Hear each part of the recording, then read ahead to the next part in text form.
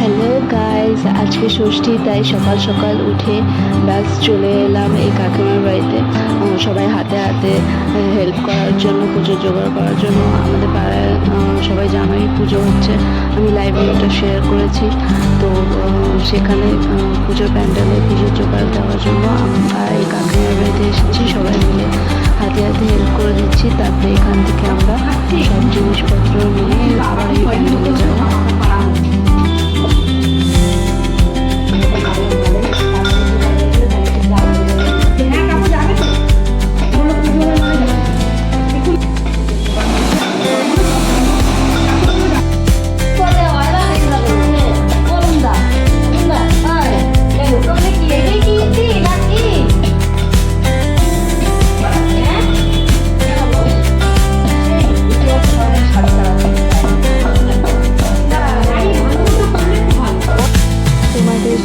তোমাদের সাথে আজকে একটা ছোট্ট ব্লগ শেয়ার করলাম। সবাই ভালো থেকো, পুজোটা ভালো কাটুক, তোমাদের সবার এনজয় করো।